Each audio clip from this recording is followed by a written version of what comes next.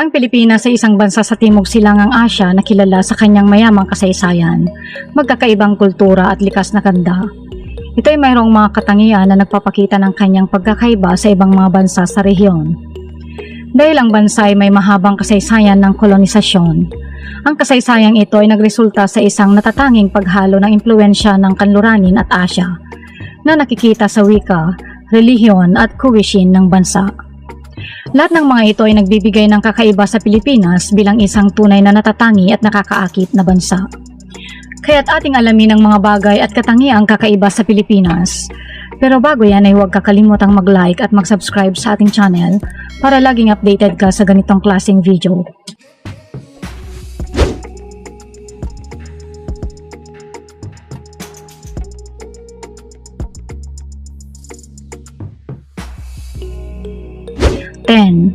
Hospitality. Ang mga Pilipino ay kilala sa kanilang mainit na pagtanggap at magiliw na kalooban.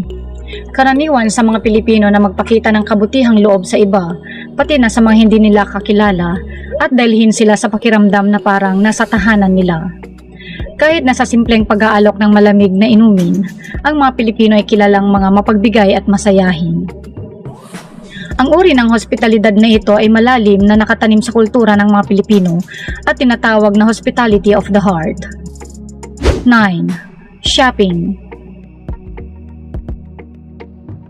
Sa Pilipinas ay maraming lugar kung saan pwedeng ma-enjoy ang shopping experience. Mayroong mga shopping malls na nag-aalok ng mga international at lokal na brand tulad ng SM Mall of Asia, SM Mega Mall at Greenbelt. Kung ikaw ay mahilig sa murang bilihan, pwede mong bisitahin ang mga market at bazaar tulad ng Divisoria, Green Hills Shopping Center at Salcedo Saturday Market sa Makati City. Bukod dito ay mayroon ding mga tindahan ng mga pasalubong na itinitinda ng mga locals na mga pagkain, handicraft at mga unique items.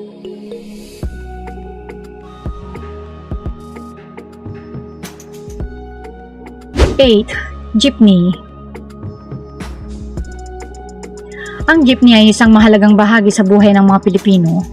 Bilang isang popular at abot-kayang transportasyon, ang mga sasakyang ito ay nagmula sa mga orihinal na US military jeep na iniwang matapos ang World War II at kilala sa kanilang natatanging mahabang hugis at open-air na disenyo.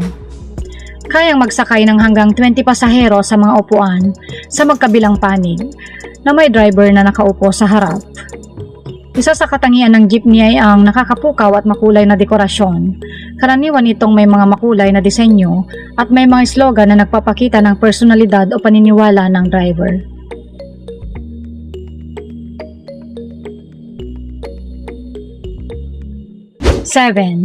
Filipino resiliency. Kahit na nakakaranas ng mga kalamidad at ekonomikong hamon, kilala ang mga Pilipino sa kanilang pagiging matatag. Ito ay napatunayan ng paulit-ulit kasama na rito ang pagdugon sa mga pinsalang dulot ng mga bagyong nakakapinsala at lindol. Isang halimbawa ng matatag na loob ng mga Pilipino ay ang paraan kung paano sila nagtutulungan sa panahon ng kalamidad. Pagkatapos ng isang sakuna, nagtutulungan ng mga komunidad upang maglinis ng mga basura at debris, maghatid sa pagkain at tubig at magbigay ng tirahan sa mga nawalan ng tahanan. Ang espiritu ng bayanihan o pagtutulungan ng komunidad ay nakakatulong sa mga Pilipino na magtagumpay kahit sa mga pinakamalalang kalamidad. 6. Christmas celebration. Sa Pilipinas, ang panahon ng Pasko ay nagsisimula sa Setyembre kasabay ng pagbukas ng Burr months. Ito ang tinuturing na pinakamahabang pagdiriwang ng Pasko sa buong mundo. Sa panahong ito, makikita ang mga makulay at masayang dekorasyon ng Pasko sa mga malls, bahay at pampublikong lugar. Isa sa mga mahalagang simbolo ng Pasko sa Pilipinas ay ang parol, na karaniwang nakabitin sa labas ng mga bahay, tindahan at simbahan. Bukod dito ay naririnig ang mga awiting pamasko sa kalye kung saan nagkakaroling ang mga tao. Kadalasan nagtitipon ng mga pamilya at kaibigan upang magbahagi ng masasayang handaan na puno ng mga klasikong lutuing Pilipino.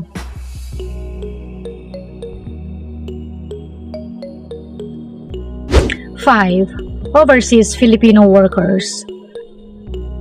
Ang mga overseas Filipino workers or OFWs ay mga individual mula sa Pilipinas na nagtatrabaho sa ibang bansa.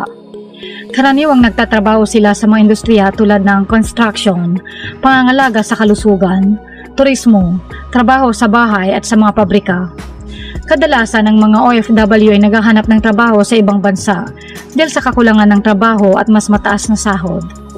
Ayon sa Philippine Statistics Authority, mayroong humigit kumulang na 2.2 milyong OFW noong 2019 na nagpapadala ng halos $33.5 billion sa kanilang mga pamilya sa Pilipinas. Ang mga padalang pera ay nag-aambag ng 10% sa gross domestic products or GDP ng bansa.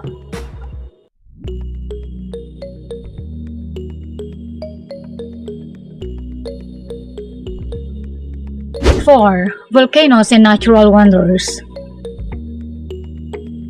Ang Pilipinas ay tahanan sa mahigit na 20 aktibong bulkan at mayroong ilang mga magagandang natural na yaman sa buong mundo, tulad ng Puerto Princesa Underground River, Chocolate Hills at Mayon Volcano. Ang Pilipinas ay isang bansa na matatagpuan sa kanlurang bahagi ng Karagatang Pasipiko. Dahil sa kanyang lokasyon sa Pacific Ring of Fire, ang bansa ay may mataas na konsentrasyon ng mga bulkan at madalas na binabagabag ng mga lindol at iba pang mga sakuna. Ang Mayon Volcano ay isa sa mga pinakatanyag na bulkan sa Pilipinas at matatagpuan sa lalawigan ng Albay. Ito ay kilala sa kanyang perpektong symmetrical na hugis ng kono at madalas na tinatawag bilang perfect cone. 3. Religious festivals. Ang araw ng mga pista ay isang makulay at magulo na kaganapan. Ang isa sa religious festivals ay ang Pista ng Itim na Nazareno. Ang mga deboto ay nakasuot ng maroon at dilaw. Ang highlight ng selebrasyon ay ang translasyon, kung saan dala ang imahe sa isang karwahe sa mga kalsada ng Maynila. Ito'y tinuturing na isang malaking karangalan ng pahalik o maghalik o magdikit ng kamay sa imahe sa panahon ng prosesyon. Ang translasyon ay hindi para sa mahihina ang loob. Nagkakagulo ang mga deboto upang makalapit sa poong Nazareno at marami sa kanila ang naniniwala ng paghawak dito sa mga tali na ginagamit upang iangat ang karwahe ay magdadala sa kanila ng swerte at magpapagaling sa kanilang mga sakit. 2. Street foods. Ang street food ay isang sikat na kultura ng pagkain sa Pilipinas kung saan nag-aalok ito ng iba't ibang masasarap na merienda tulad ng balut, isaw at taho. Karaniwang ibinebentang mga ito sa mga maliliit na tindahan o kariton sa tabi ng mga kalsada. Ang balut ay niluto na itlog ng bibe, samantalang ang isaw ay inihaw na bituka ng manok, at ang taho ay isang matamis na puding na gawa sa tofu. Bahagi na ng kultura ng pagkain sa Pilipinas ang mga street foods na ito at dapat tikman sa sinumang bumibisita sa bansa. 1. Pagkahilig sa pagkanta. Ang mga Pilipino ay may malakas na pagkahilig sa musika at ang pag-awit ay isang mahalagang bahagi ng kanilang kultura. Isa na ang karaoke sa naging libangan sa Pilipinas, kung saan madalas na nagtitipon ng mga pamilya at kumakanta ng kanilang mga paboritong kanta at nag-e-enjoy sa isa't isa. Hindi lamang ito limitado sa espesyal na okasyon, kundi ito rin ang isang karaniwang aktibidad para sa maraming Pilipino sa mga weekend o pagkatapos ng trabaho. Si Roberto Del Rosario, isang Pilipino na nag-develop ng sing-along system ng karaoke noong 1975, ay kinikilala bilang solong holder ng patent para sa isang karaoke.